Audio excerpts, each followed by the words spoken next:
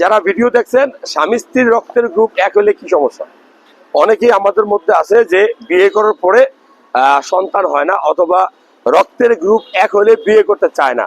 ওয়াইফের রক্তের গ্রুপ এবং হাজবেন্ডের রক্তের গ্রুপ যদি এক হয় তাহলে কোনো সমস্যা হবে কিনা বা সন্তানের উপরে কোনো ক্ষতি আসবে কিনা।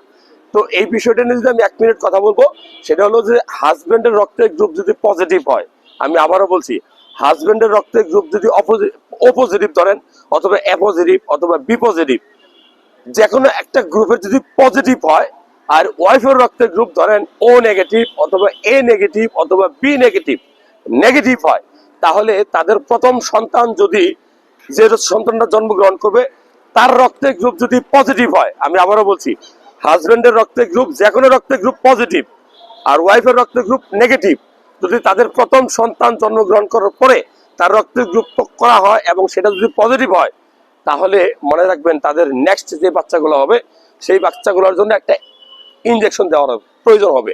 না হলে কি হবে, তাদের পরের যে বাচ্চাগুলো আসবে সেই বাচ্চাগুলা মারা যেতে পারে।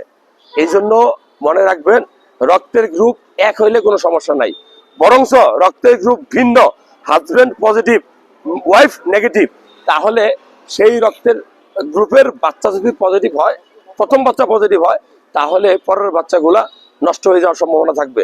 এই ভিডিওটা খুব গুরুত্বপূর্ণ। আমাদের এই সমাজে অনেক কুসংস্কার আছে যে রক্তের গ্রুপ এক হলে সেই ওয়াইফ বা সেই হাজবেন্ডের যে বাচ্চারা জন্মগ্রহণ করবে সেটা টিকবে না, এটা একটা ভুল ধারণা।